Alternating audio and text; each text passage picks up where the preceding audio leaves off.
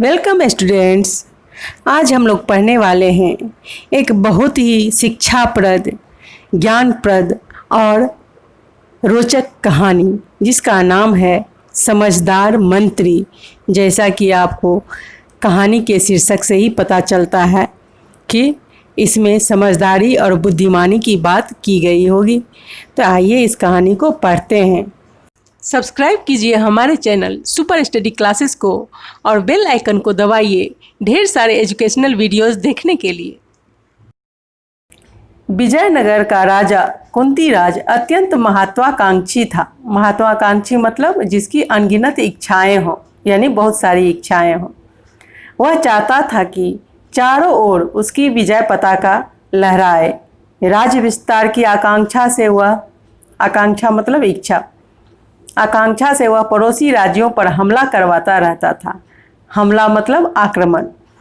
लगातार चलते युद्ध के कारण राज्य में चारों ओर त्राही त्राही मची हुई थी, यानी लोग बहुत परेशान थे, दुखी थे। लोग अपना घर छोड़कर इधर उधर जाने लगे थे।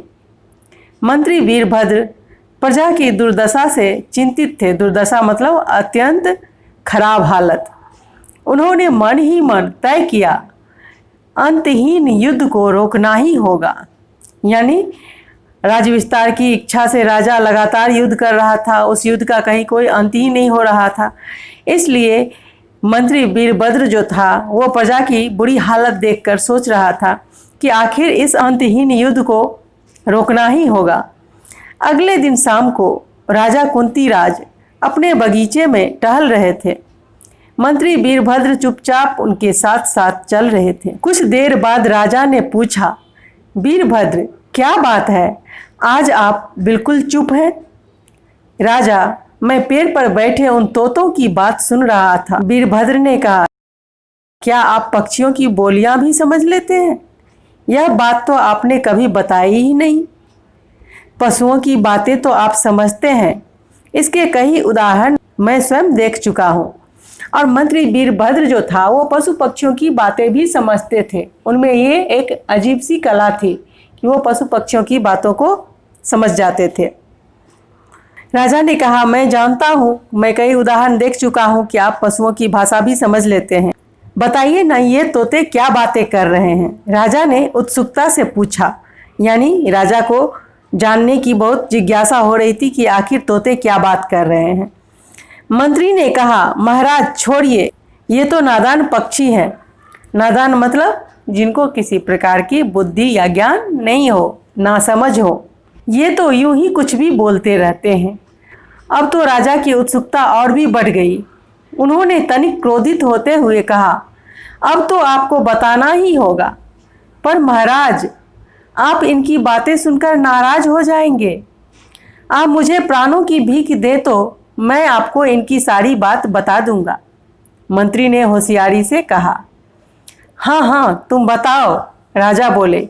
महाराज, ये दोनों बूढ़े तोते अपने बच्चों के भविष्य को लेकर चिंतित हैं। ये कह रहे हैं कि आने वाले समय में ये फलदार पेड़ ही न रहेंगे तो उनके बच्चे क्या खाएंगे? मंत्री ने शांत स्वर में कहा। क्यों, पेड़ क्यों नहीं रहेंगे? राजा ने कहा। हमारे राज्य में तो फलों के बहुत से बगीचे हैं। राजा ने गर्व से कहा। महाराज, इनका कहना है कि हमारे राज्य में तो युद्ध के कारण हाहाकार मचा है। कभी हम हमला करते हैं तो कभी हमारे ऊपर शत्रु हमला करते हैं। रोज हजारों लोग मर रहे हैं। जहाँ इतनी मारकाट मची हो वहाँ भला समृद्धि कैसे आ सकती है? समृद्धि मतलब खुशहाली, सुख शांति। लोगों को अपनी जान का ही भरोसा नहीं तो बगीचे की देखभाल कौन करेगा? महाराज, ये तोते तो रो रो कर कह रहे थे कि इनकी किस्मत ही खराब है जो इन्होंने इस राज्य में जन्म लिया है। मंत्री यह कहकर मौन हो गए। मौन होना मतलब शांत हो जाना, चुप हो जाना। राजा कुंतीराज को ये बातें सुनकर मन ही मन बहुत दुख हुआ। वे चुपचाप अपने भवन में चले गए। कई दिन तक राजा अपने कक्ष में चिंतन मनन करते रहे, मतलब सोच विचार करते रहे।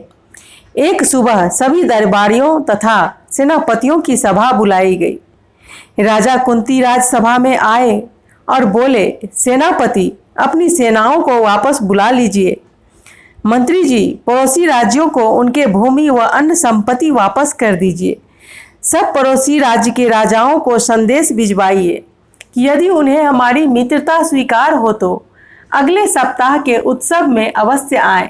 सभी दरबारी उत्सव की तैयारी में जुट जाएं। मैं चारों ओर हंसी खुशी देखना चाहता हूँ। सभी दरबारियों ने मंत्री वीरभद्र की ओर देखा। मंत्री वीरभद्र मंद मंद मुस्कुरा रहे थे, यानी मंत्री वीरभद्र की योजना काम कर गई थी। मंत्री वीरभद्र ने जो चालाकी से तोते का बहाना लेकर राज्य की सारी स्थिति के बारे में राजा को बताया और समझाया, तो राजा समझ गए कि उनके लगातार युद्ध करने से उनकी प्रजा बहुत दुखी है, प्रजा में बहुत अशांति है, और उन्होंने तुरंत ही इस विषय में सोच विचार कर निर्णय लिया कि अब वो कभी भी युद्ध नहीं करेंगे, बल्कि शांति और मित्रता का सभी पड़ोसी राज्यों से रिश्ता कायम करेंगे और अपनी प्रजा की खुशहाली का इंतजाम करेंगे। इस तरह से इस कहानी से हमें यह सीख मिलती है कि राज्य की विस्तार की अपेक्षा खुशी और शांति का विस्तार अधिक महत्वपूर्ण है, जैसा कि इस कहानी में अंत में राजा ने किया।